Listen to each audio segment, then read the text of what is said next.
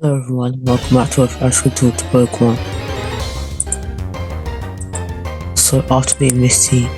Ash will progress to the next route where he'll then meet a Cubone. He'll try to talk to the Cubone, but the Cubone was very territorial and didn't want any communication with him whatsoever, just wanted to defend his territory. Sensing a threat, Ash would send out his trusty body Poliwag to defend himself against the agitated Cubone. Would use Bone Rush, which would knock back Poliwag. Poliwag would then respond with a flurry of Pole Beams, which would then knock down Cubone for a lot of damage, as Cubone would then respond with Boomerang, which Poliwag would have thought it had avoided, but the Boomerang would come swinging right at Poliwag and would then hit it, which would then knock it down, as Poliwag would then stand right back up and launch a water gun, which would then incapacitate Cubone, giving Ash opportunity to catch it.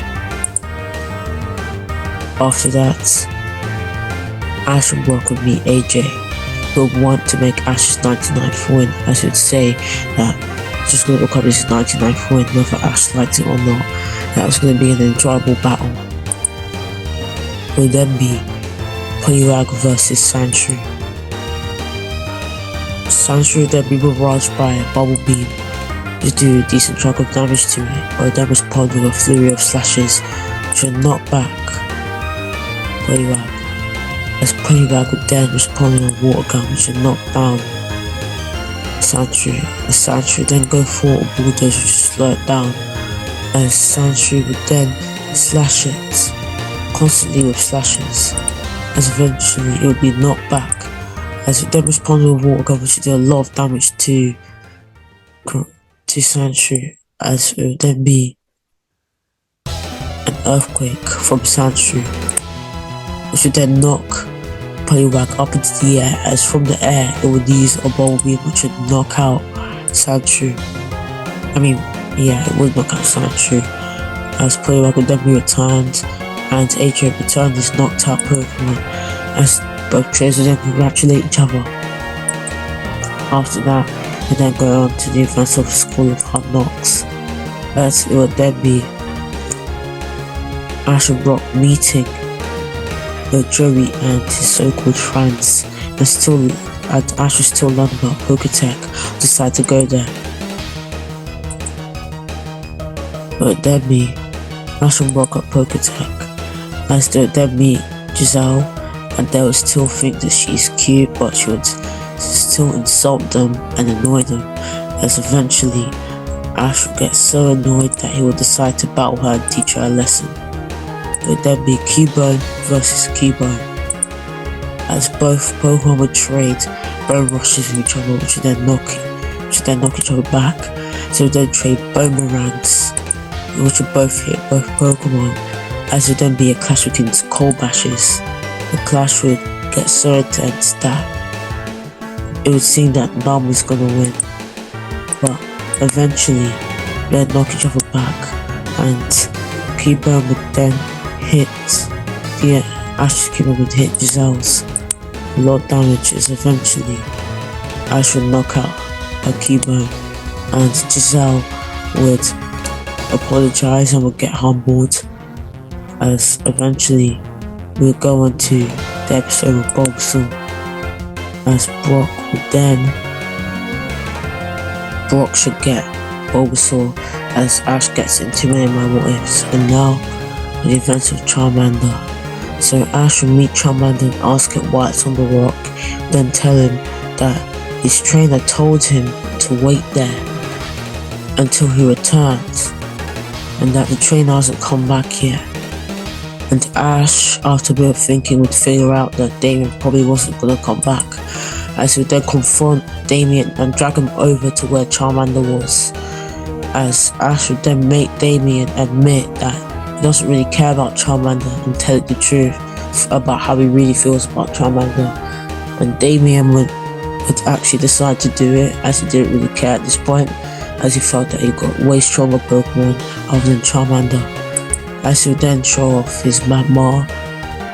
and get annoyed with Ash, so he decided to battle Ash with Magmar, and Ash would use Ekans.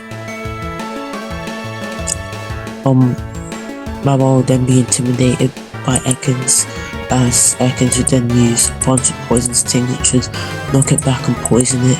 as it would then use a flamethrower. She would do a decent chunk of damage, but Ekans would shrug it off and land a crunch which would knock back Magma, as Magma would then land a fire punch which would quickly be recovered from, as Ekans would then use a sludge bomb. She would then do a decent chunk of damage to Magma, as Magma would then use a fire blast which would burn and hurt Ekans, as Magma would then barrage Ekans with fire punches, which would then leave it damaged and burnt and bruised. As before, Ekans could be finished off. It would then evolve into Arbok, as it would then finish off the enemy with a poison fan. Ash would then return it, and Damien would say that maybe he should get an even stronger Pokemon than Magma, and that Ash and Charmander deserve each other, as they're too annoying, as they're both annoying. As eventually, Ash would still meet the Squirtle squad, but I don't really think that Ash would catch Squirtle here, because Team Rocket kind of brought Squirtle and Ash together, as it became an enemy of both, and they both had to beat Team Rocket. So because Team Rocket isn't here, I don't think they really bond and get to know each other like they did before. And now the events at the Lighthouse Mill will go the same, and now for the Electric Showdown. So when Ash and Brock made their way to Surge's gym, Surge will greet them, and it would then be a battle between Ash and Surge. Ash would use Q-Bird, and Surge would use Raichu. Raichu would use a quick attack, as Q-Bird then responded with Bone Rushes, which would knock back Raichu, as Raichu would then charge towards its opponent with a quick attack, but it would then be hit by a boomerang, which would stop it in its tracks and knock it back for a lot of damage. It would then be a clash between Bone Rush and Quick Attack, as it would then knock back both Pokemon, as when they both tried to get up, Cubone would effectively get up, and it would seem like Raichu also did, but would then faint immediately after, as Ash would then be the winner of the battle. After that, Surge will give Ash the Thunder Badge and say that Ash is a lot stronger than he thought, that he hopes Ash has good luck in his journey. Now for the events of aboard the St. Anne. So everything would go the same until Ash met the gentleman who would still want to battle. It would then be Arbok versus Raticate, as Arbok would then use an Intimidate, which would lower the attack. Raticate would then use a Hyper Fang, which would knock back Arbok, as Arbok would then use a Sludge Bomb, which would then poison Raticate, which would activate its guts, as Raticate would then rush towards Arbok with a quick attack, which would then knock it back, as Arbok would then use a Poison Fang, which would knock down and knock out Raticate, as Ash would return Arbok, and the gentleman would try to propose a trade with Arbok to try and convince Ash to give him the stronger Pokemon. But because Ash could actually communicate with Pokemon, and that Ash earlier communicated with Raticate and found out that the gentleman didn't actually seem like he cared about it. And I know, not a big surprise, as in the original he was willing to just trade it away. Yeah, so after the interactions that Ash had with Raticate, he would decide that he was not going to trade his beloved Arbok to a guy who's just willing to give away his Pokemon if they fail it, as the events of Tentacle's attack on the city would still go on, and Ash would actually end it a lot earlier, as he'd be able to talk and communicate with the Tentacruel and apologize on behalf of the human race. And Tentacruel would understand that not everybody had something to do with their habitat's destruction, and would still warn the humans not to do it again. And this time, Ash would get so annoyed after from what he heard from Tentacruel, because it would be able, because Ash would be able to understand Tentacruel, be able to tell him a bit more of the details of what was going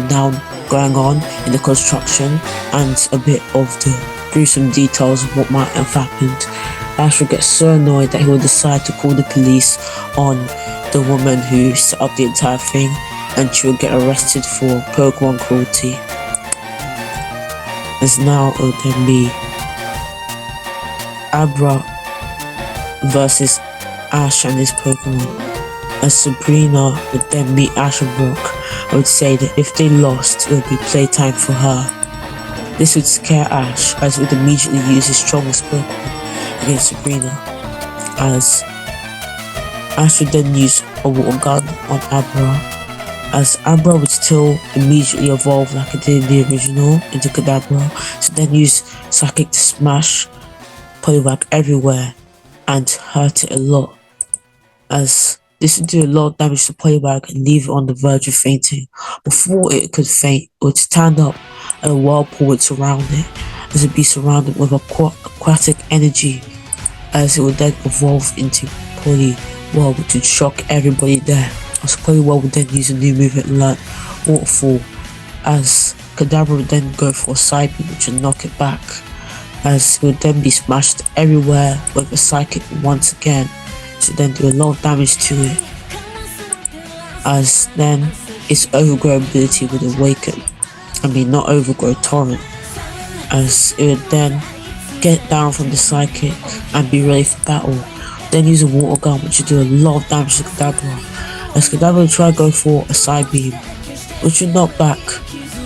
Poliwag slightly, but it would still be standing, as it would then go for a Waterfall, which would then knock out Kadabra, as Ash would then return his Pokemon, and Sabrina would snap out of her trance and apologize for her actions and give Ash the badge. Anyway, I'll see you guys later.